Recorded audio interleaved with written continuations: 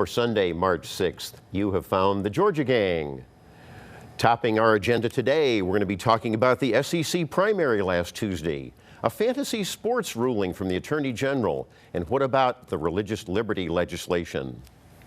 Some of these and other stories up for grabs on the Georgia Gang. From the Fox 5 studios, the Georgia Gang starts now. I'm glad you could be with us. I'm Phil Kent, sitting in for Dick Williams. And we're glad to have Fox 5 analyst Matt Towery here joining us. I know you're going to be talking about some polling and the primary. And Theron Johnson, welcome to the gang set. We expect inside information on what's going on with the Democrats. And of course, our regulars, Jeff Dickerson and Alexis Scott. I'm just going to go right down the table. It was quite a Tuesday. We can talk about Georgia first and then the whole national implications. But you had 155 counties out of 159 going for Donald J. Trump in the GOP primary, and you had 500,000 votes for him. That says something here in the state. And of course, you had Hillary Clinton just destroying socialist Bernie Sanders. So why don't we analyze what's happened in Georgia, and we can talk a little bit about the future and the delegate count. Theron, you're plugged in to the Hillary campaign. What do you think? Well, I think it was a great day for Hillary Clinton, not only in Georgia, but across the entire South. I mean, we knew very early on that she was going to win Georgia. She won it by over 40%.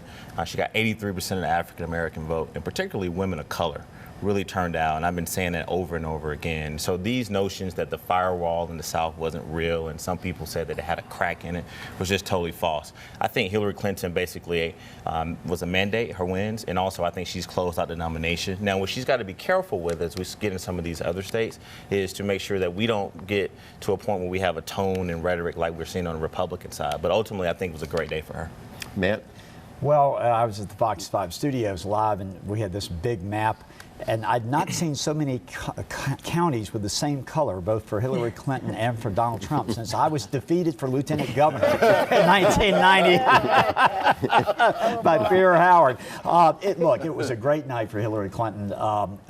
Georgia has always been a very special place for the Clintons, proved to be again this time. I fully expect her to win the nomination. I also noticed that she gained a lot more excitement, and I think she's growing in her presentation. Going to be a very powerful candidate on the Democratic side. On the Republican side, Trump won. He won bigger than we expected. He overperforms in a lot of these states, Phil, that where we have him at 33 or 34, and he's picking up close to 40. And I think that's because he's getting crossover votes where you have an open primary, like in Georgia, that cross over to support him. And some of those are union workers and folks that you would never see voting. So that was a good thing for Trump. And actually, Rubio and Cruz performed just exactly as our Fox 5 Opinion Savvy poll suggested. Right.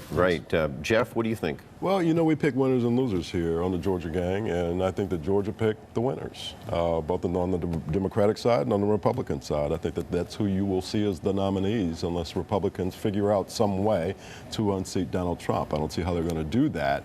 You know, overwhelming support for Donald Trump on the Republican side, overwhelming support for Hillary Clinton on the Democratic side, and it looks like that's going to be the general election ticket. Yeah, I don't have much to add to that after this discussion, but I will say that as far as the unexpected votes that Donald Trump got, I briefly flirted with crossing over to vote for him in the primary just to wreak a little havoc and make some mischief. No need. But didn't need to. And I also wanted to, give that support to Hillary Clinton and make sure that firewall stuck. So it was an interesting primary. There's a lot of debate in both parties, as you know, that why don't we let the primary voters decide rather than the establishments of both parties. And I saw where House Speaker Nancy Pelosi spoke out with regard to the Democrat process and just blasted this whole idea of the superdelegates, that they're undemocratic. And of course, these superdelegates, the Republicans don't have them, but the Democrats have these party officials and union bosses and even members of Congress that appear to be just stooges of Hillary Clinton. Do you think that's a good thing? I don't think that's an accurate description of what's happening. But I will say, that I think the superdelegates are not locked and they're not promised, because in 2008 the superdelegates were behind Hillary Clinton, and then they all switched as they began to see the electorate and the primary Right. vote. But Jeff, they can do anything they want. They can do anything they want. Wish you had some superdelegates. Yes, But the point is, The Republicans do have a superdelegate. It's called Mitt Romney. It's having absolutely no effect whatsoever. One of the things that we should point out, Phil, and Alexis just touched on this, is that this is not new from Nancy Pelosi. She said this in 2008. She has been a big advocate for basically making sure that every state has a voice in this election. So at a time, she also said with 35 states left to go, that we should let these people play out. But again, I mean, this is no... But isn't this undemocratic for the Democratic Party? These people can do anything they want. They're not accountable to anyone. It's a civil process, unlike what you see on the Republican side with the circus that we're seeing every single day on television. But again, every superdelegate, as Alexis pointed out, will have a chance, he or she, to change their minds and vote. But what you're trying to do is say that, that we can't, kind of sort of coalesce and get a concession candidate on our side, and that's going to happen. Well, I'm in rare agreement with Nancy Pelosi. Write that down. Let's go down the table real quick and talk about the Republican debate the other night. Let me start with you, Matt. Any winners and losers on that one?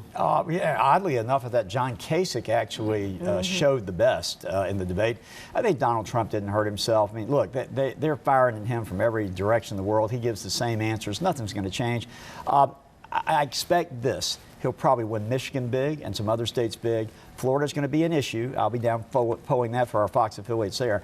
But I can tell you, Marco Rubio has one shot, or someone does, in the sense that in Florida they're running really vicious ads against Trump, and he's not running any to answer. And I've seen Florida turn on a dime on those ads. So I still say it's not over. There were no winners in that debate. All of those guys are losers, and the biggest loser is the Republican Party for allowing that to go on. I do think, trying to be objective, that Ted Cruz had a good night. Yes, he did. And he stood firm. We're gonna get out of this. We can probably return to it if we like, but stay with us. More politics. Have a question or comment for the Georgia Gang? Visit their website at fox5atlanta.com. Welcome back to the Georgia Gang. I'm Phil Kent, sitting in for Dick Williams. Let's continue our presidential political discussion for a couple of minutes. I'm going to go down the table, but first, Theron, I want to ask you about the Democratic primary and Hillary versus Bernie, because Hillary is really embracing the radical Black Lives Matter movement, and she's even saying... Yeah, and she's even saying that it's systematic white racism that's a big problem. Now, is this going too far to the left? She needs to go to the center, doesn't she? You're the strategist. You know what, Phil? I'm not going to even respond to the Black Lives Matter reference. Well, radical Black Lives Matter. Yeah, I'm sorry, I left that part of radical Black Lives Matter. Are they moderate? Listen, are they moderate? I'm not going to even. Well, you don't want to talk about it. I'm not going to even respond to that. I'm not going to give any dignity to that. But the point here is it's a political equation. Is she going to go to the center or the left? The point here, Phil, is this, real quick, for time's sake. Hillary Clinton right now has 595 delegates. Bernie Sanders has roughly about 405. This is the largest lead that she's had. This is a larger lead than Barack Obama had on her in 2008. So I think we can basically safely say that unless something drastically happens, then Hillary Clinton is going to be the nominee. What we've got to do on the Democratic side, again, do not turn into this sort of divisive and destructive party like the Republican Party, attacking one another, talking about each other's hands, and et cetera, and just continue to talk about issues that matter most to the American people. Matt, what's your view on the Republican side? Well, it's a bit of a mess right now. I mean, Trump, the Mitt Romney ploy might have worked. It fell flat, generally fell flat because too many people thought that it was for Mitt Romney to run for office. It didn't help those who are trying to knock him off. The only way the Republican race changes, I said this before, is these TV ads that are running in Florida are endless. Trust me, I live there part of the time. They just overwhelm you, and they will erode on a candidate. So Trump is probably going to win Michigan. He's going to win a lot of these states coming up to it, but he's got to be careful in Florida, because if he starts to lose momentum or has a bad debate, it could change. Now, one last thing I'll note. A lot of these states, early voting is making up half of the vote, and Trump is carrying the early voting overwhelming. So you're going to see a lot of states where it looks like it's competitive, like where Rubio was coming up in Georgia, but there weren't enough votes out there left to persuade. and that's one of the problems they're running into. So I think Trump probably gets it all, but it's going to be a rough ride over the next 2 weeks. Jeff, what about the numbers? We've talked a little bit about the numbers on the Republican primaries that are up, and a lot of Democrat strategists are not happy that the numbers aren't as up on the Democrat side. Well, you know, they're excited, just as, you know, African Americans and millennials were excited about an Obama campaign 8 years ago, 4 years ago. You've got a certain demographic excited about the Trump campaign. 66% of his supporters believe that the President of the United States is a Muslim. 61% of Trump supporters believe that he's a Kenyan serving illegitimately as President of the United States. So what you have is this racial animus against Barack Obama that is predominating among Trump supporters. It's very clear. And when you look at the demographics of these folks who are supporting him, you know, they're fairly low income, below $50,000 a year. They have a high school education. But are they excited? And are they coming out? And when Mitt Romney, blue blood from Utah, says that he's a phony and a con man, does that energize them and embolden them? Let's weigh in with Alexis. Let's weigh in with Alexis. What did you think about, he mentioned Mitt Romney. What did you think about well, that? I think that was, it was intended to do something that it did not do as he spoke about Trump. I think it was a mistake, and why? You know, he's trying to stop him, but that was certainly not the way to do it, because every time somebody casts aspersions on Trump, he emerges more victorious than ever. So I think it was a failed attempt to derail him. Okay. Let me touch a little bit on some of the state legislative topics. We've got till March 24th with our General Assembly, and things are going to be moving fast. But Theron, you saw last week where Attorney General Sam Olens issued finally an opinion on the fantasy sports gaming, this $3 billion national industry, totally unregulated here in the state of Georgia. Of course, you have to pick teams and bet. He said, and I'm not surprised, he said it's gambling. And of course, under the state constitution, the only gambling that can be done is with the lottery. So what do you see happening now with the legislature or with the courts? Yeah, you're right. He came out and basically said that in the current state law, gambling, in the type of online sports gambling, is currently illegal in Georgia. So you're looking at about 4 states right now where gambling has been banned, and you're looking at about 6 states where it's actually legal, and then I'm thinking about roughly 15 to 16 states. This debate is going on around fantasy sports gambling. So I think it's too early to jump to any conclusions, but I think we just kind of wait and see. We all know that the session is not over until midnight on the 40th day, and so I think we just got to pay close attention to it. Well, I agree. Did anybody have any comments on that? No, I think eventually it will be allowed. I think, you know, gambling, the casino gambling is eventually, it's all going to happen. It's just a matter of time, and you know, the legislators getting comfortable with it, with their constituents, that they won't get voted out if they vote for it. Well, and to your point too, that's a large pot of money that the state legislators ought to be looking at. I'm sure there's going to be court battles first, but Jeff, where are we with MARTA? You have been following this.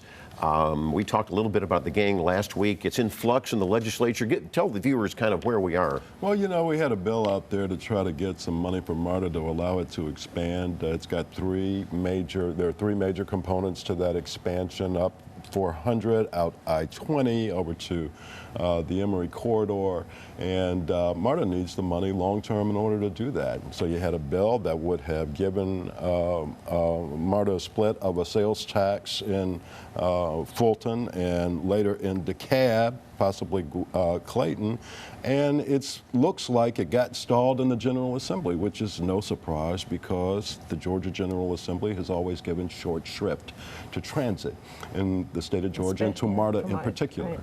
Right. But there are efforts, I think, on the part of Mayor Kasim Reed and some in the legislature to change that and to attach it to another bill so that it can get through.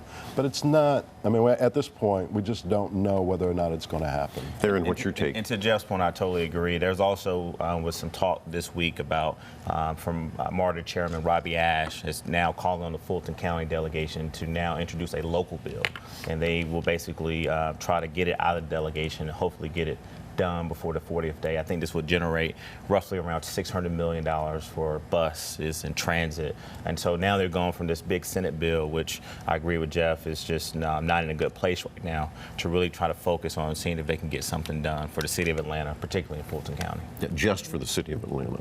Yeah. Well, I'm for the city of Atlanta. I hear you. Yeah, as a Fulton County, and I hear you. You know, just like a thunderbolt from the heavens, Governor Deal issued an edict that he does not want to have any problem with discrimination in the so-called religious liberty legislation that's being debated. I want to just go down the table. We got about a minute. Let's go down the table and get everybody's take on that. Yeah, you know, I was going to make the governor my winner for this, and so I'll go ahead and do it now. I think it was a very bold step. Listen, at a time where he goes around and he says in all his speeches that Georgia is the #1 place to do business, he also gets that basically if we pass a RFRA bill that discriminates against anyone, it's going to be bad for business in Georgia. So I commend the governor on that. Matt? Same view. I mean, Deal stood up and did what he had to do for the businesses and the like. Now, you know, the proponents of this have their arguments. I'm not saying they're all bad, but the fact of the matter is the polling never, ever supported this as a big issue with the public.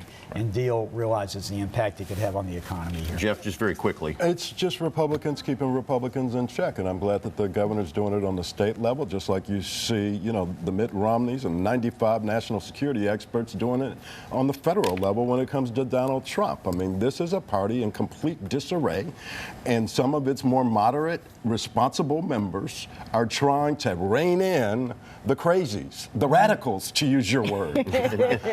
So is it crazy to be trying to protect Christians and people of faith who... It's crazy to try to discriminate against people because of your own religious beliefs. That's not what the First Amendment is all about, Alexis, just for about 15 seconds, and then you got the last word. Okay, I agree with what Jeffrey said, and Theron, I think that it was the right thing, and also the governor's not up for re-election, so he's good. And there you go. That was a good political point. Well, there you have it from Alexis. When we come back, we're going to talk a little bit about some local news. Stay with us. Have a question or comment for the Georgia Gang? Visit their website at fox5atlanta.com. Wow. Phil. What? Welcome back to the Georgia Gang. I'm Phil Kent, sitting in for Dick Williams. Let's talk a little bit about state politics. Go around the table. The minority leader of the State House of Representatives, Stacey Abrams, was the focus of an Atlanta Journal-Constitution story this past week. And it looked like she was double dipping. She was a consultant for Michelle Nunn back in 2014, and yet she was leading a supposedly nonpartisan New Georgia voter registration project, which incidentally was a failure. But anyhow, isn't this going to hurt her political brand, Theron? Well, listen, everything is on investigation right now. I read the article briefly, so I don't really know a lot about it. But ultimately, this is something that she's answered. I think the Nunn campaign has come out and said that when they realized that this was a problem, they immediately addressed it. So I think we just kind of got to wait and see. Don't jump to conclusions. Matt, any comments on that? I don't know enough about it. Well, certainly Jeff does.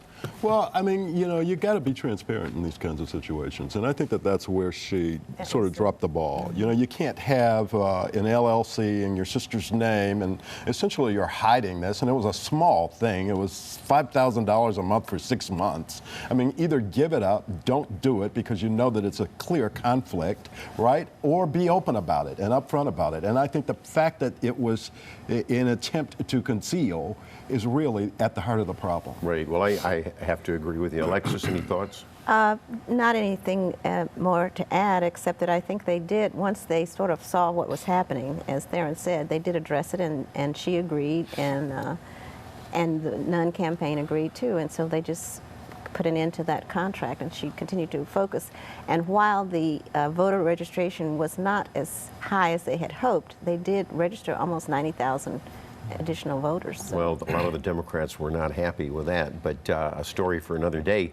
Let me touch a little bit on Cobb County and that controversial bridge. And Matt, you have been speaking on this. I mean, you're a Cobb County, and you know, they're cutting back. They want to keep it at around $10 million. I'm talking about the pedestrian bridge that would come from the stadium over to the Galleria area. What the heck is going on? Well, I used to represent that district in the Georgia House, and I want to be fair on both sides. I mean, it's exciting to have the Braves coming to Cobb. It's going to bring a lot of potential revenue to the county, no doubt about it. But this is what happens when you do something in a midnight deal and you don't have it all put together. I mean, you basically pitch the Braves and say, oh, we've got parking, it's guaranteed. No, you didn't have it. We're going to have a bridge. No, you don't have it.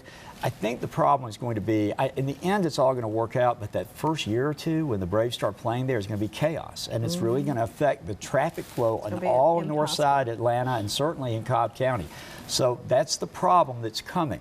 And I really think what's going to happen down the road is you're going to see places like Vinings, which I used to represent. They have never thought about incorporating in their life, but I'll bet you they end up incorporating Vinings so they can have their own police force and can create their own ordinances to control this thing, because right now they're helpless. They have absolutely no say. No, that's an interesting take. Right. And he mentions, Jeff, transportation, and Commission Chairman Tim Lee in Cobb County says, wow, we're going to have about $1 billion of infrastructure all around that Cumberland Stadium area. But, what do you think? Is this going to solve everything? I think that Tim Lee has gotten clobbered over this Braves deal. And at the end of the day, you're going to have the Marietta Braves, Cobb Braves, what are they called? In Cobb County, and that's all that he wanted to accomplish, right? So they're going to work out all of the details, whether it's the bridge or the parking or whatever. And I agree with you, Matt. I think that there's probably going to be some problems along the way, but they wanted to make a deal. And the best way to make a deal when you're dealing, when you got an economic development project of that magnitude, is to do it in camera, is to do it privately, and that's what they did. Right. Well, yeah, it just didn't get thought through all of the details, and I guess the suggestion that there are 15 different access points to get there is true, except that it's only one to get to the 15.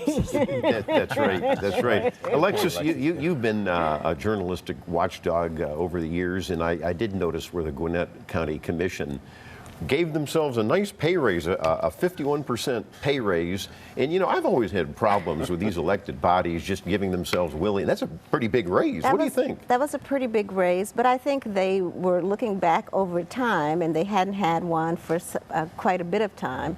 And they were looking around in the metro area and trying to get an equitable, in sync with the others. They want to be on par with DeKalb, right? But couldn't they have done the raises incrementally? That might have been better business. Well, I don't know what difference that would have made. All right. You don't support people making more money for the hard work they do every day, Phil? Do they do a lot of hard work? I think they were pretty The one thing about it, they say they're part-time positions, but any elected official is 24/7. Well, just like you journalists. That's right. That's right. You got the last word again, Alexis.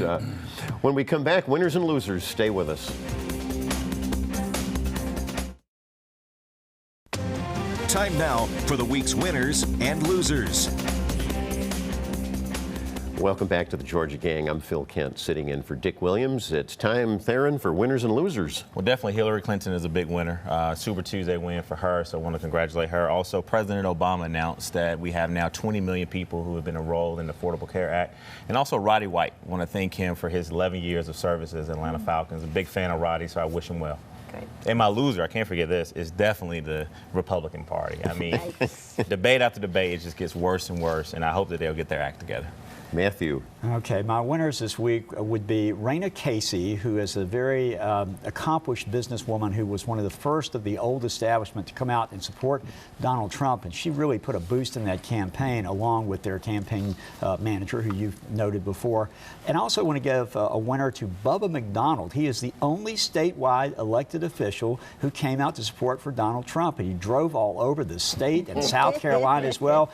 Bubba, my man, you have proven to be a genius at this stuff. And as usual, I have no losers because I love everybody. That's great. That's great. Jeffrey. Last week, I think I made Donald Trump a winner, and I'm going to do it again this week because, I mean, he has raised the art of political pandering to its finest point, and it is causing a dissolution of the Republican Party, which brings, of course, the loser. You've got so much going on here. As I mentioned earlier, 95 Republican national security experts coming out and saying I will not vote for this man if he's nominee. And Mitt Romney, John McCain, Lindsey Graham over in South Carolina, so many people who are saying they can't do it. And what you're saying is a completely fractured party. And I Okay, don't know how Alexis, they put very it back quickly. together. Okay, Deborah Tyler Horton is the new AARP Georgia State Director, and Andy and Carolyn Young had a reception for her this past week. And then the members of the Inquirers Club celebrated their 107th anniversary, the oldest known African-American women's organization, literary club that's been meeting in the world. Very good, very good. Well, I've got a winner. He's an old friend of all of us, used to substitute on the Georgia Gang. It's Burt Brantley. He was over at the State Road and Toll Authority, and now the governor has tapped him to head the Department of Driver Services. And also, I want to make my winner U.S. Senator David Perdue. He gave a very compelling speech and said, you know what, let the voters decide in the Republican primary and let's support the nominee. Stay with us next week for the Georgia Gang. The opinions expressed in this broadcast are those of the panelists appearing in this program.